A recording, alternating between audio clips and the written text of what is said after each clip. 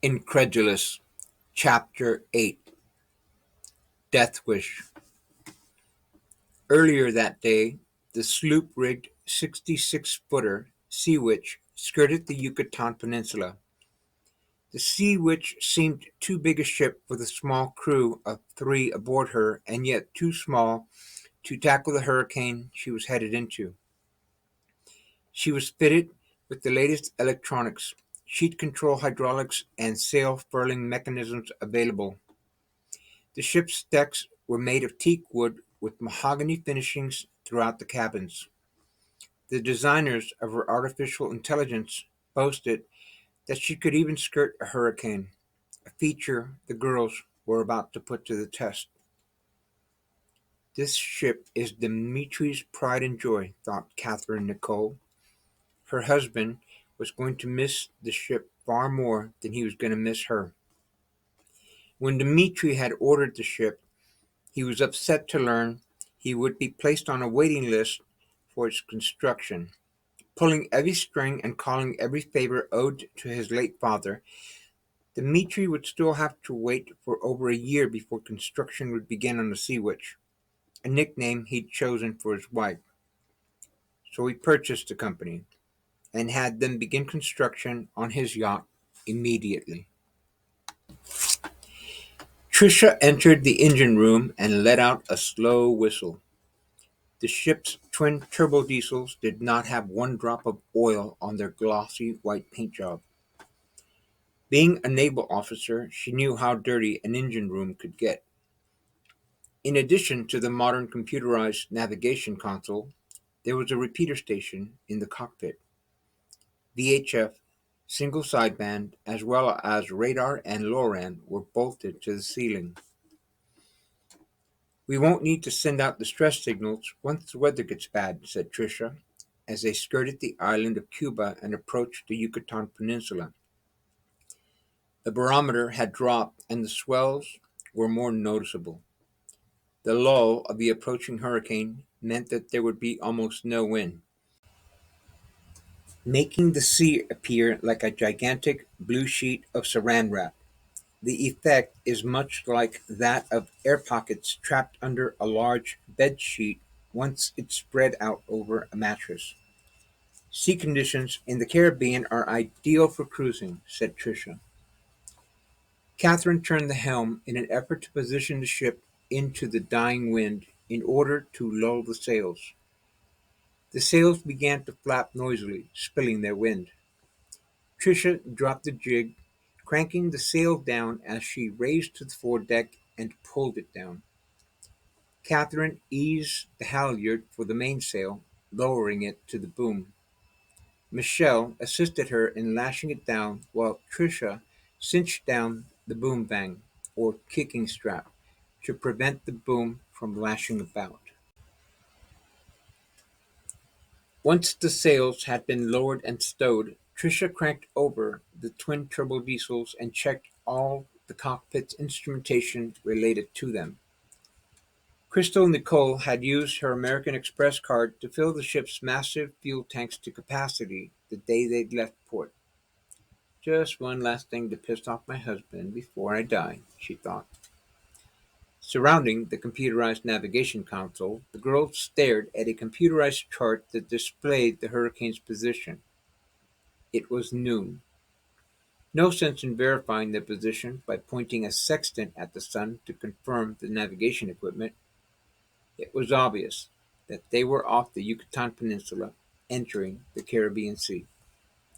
3 weeks ago, Michelle had informed her 2 friends that there was no point in postponing the inevitable.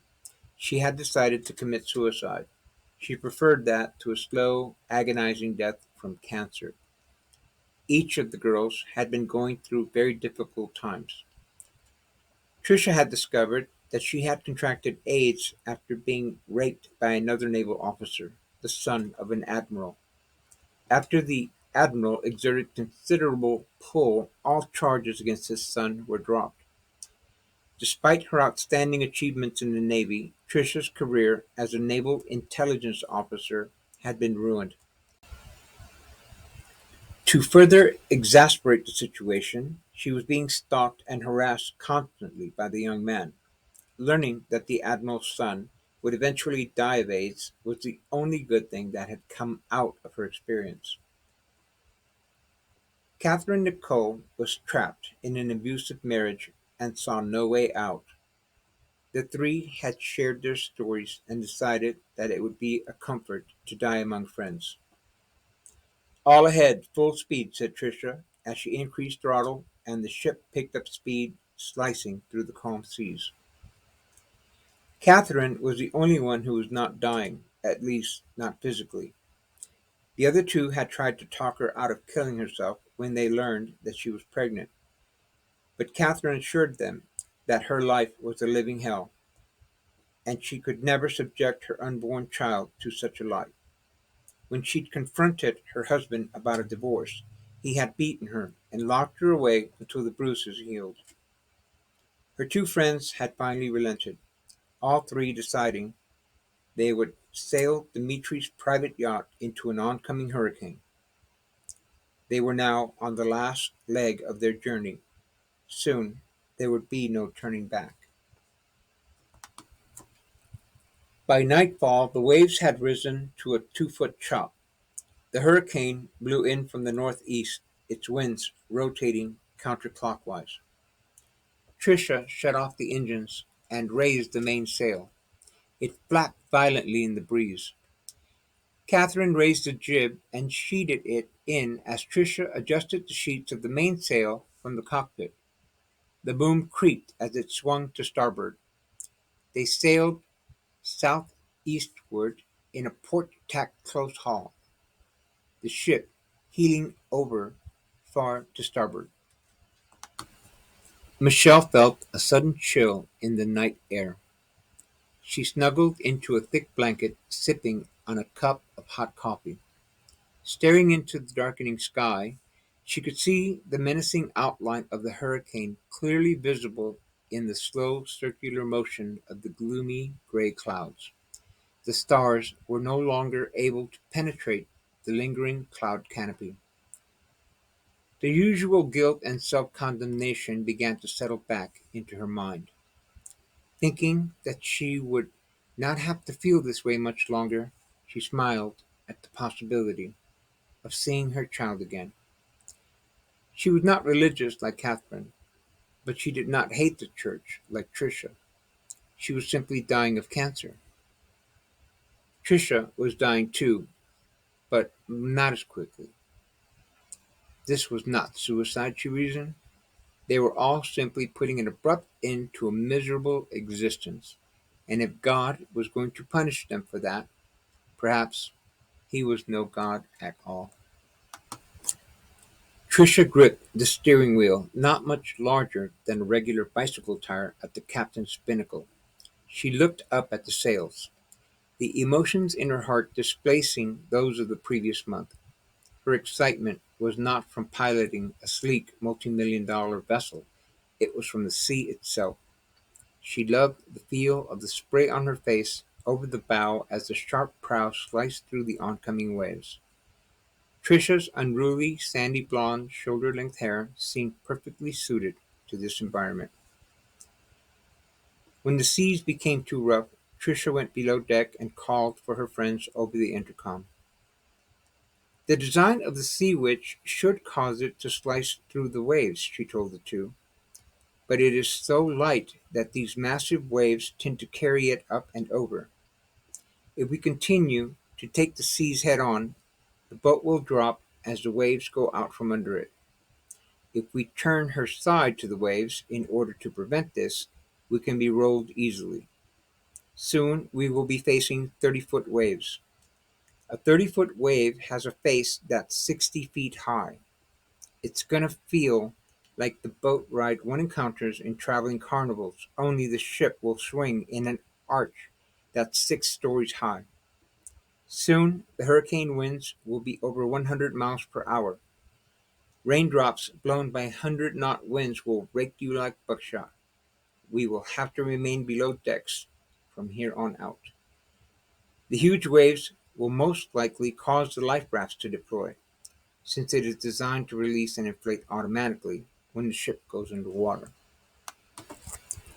In another hour, the sea will control the ship. By then, the diesel engines are going to be useless. The ship's propellers keep lifting out of the water and revving too high. They sound okay now, but by then the bearings will have been burned out.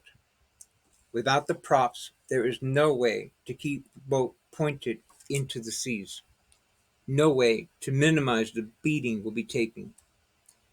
Once we are unable to keep our bow to the weather, the ship will roll. After that, it's only a matter of time before she starts to break up. At that point, even if we change our minds and call the Coast Guard, a night rescue in such conditions is not going to happen.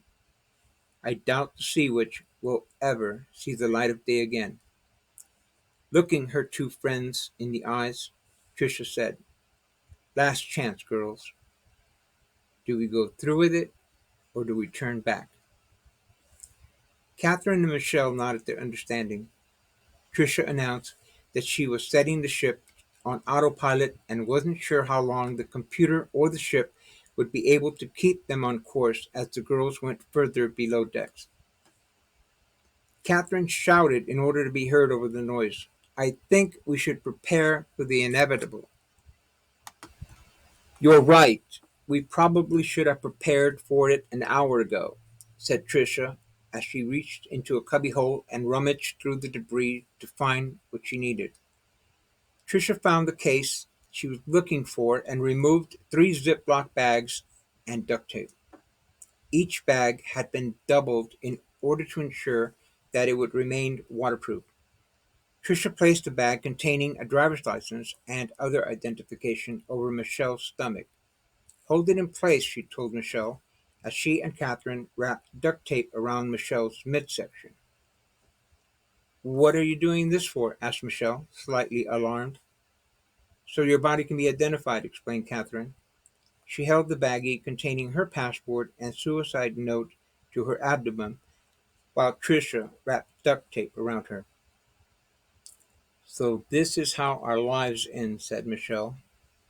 "You know, committing suicide sounded like a really good idea just this morning."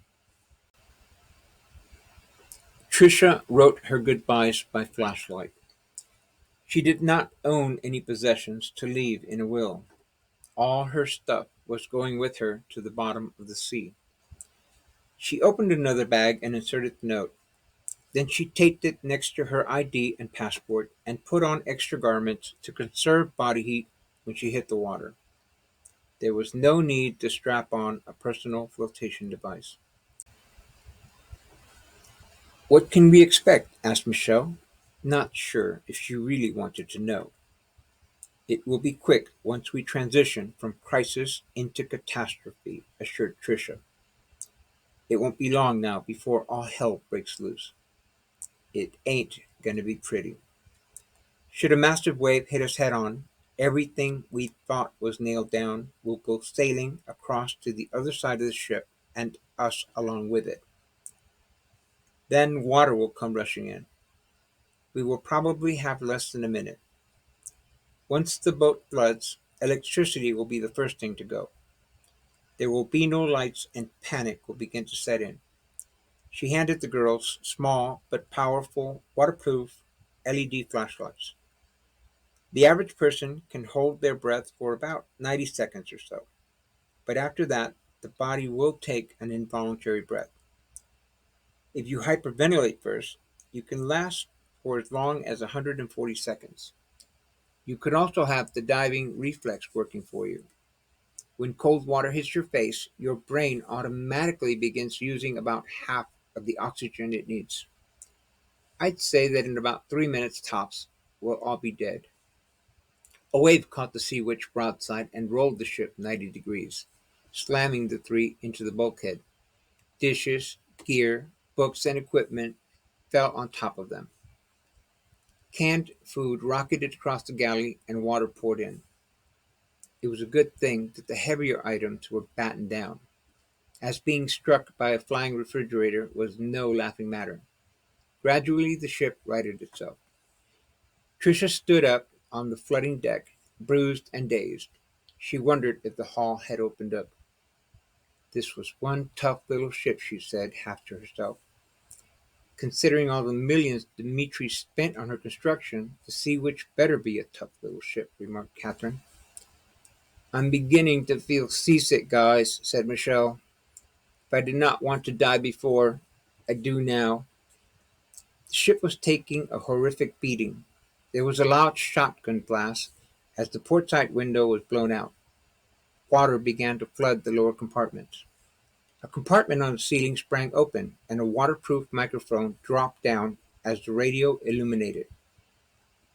This is the Defiant. Do you require assistance? How many crew members are on board? Tricia recognized the digitally displayed numbers as the Mayday frequency. She grabbed for the mic and called out, Mayday, Mayday, yes, yes, please render assistance. There are 3 on board, and we are taking on water.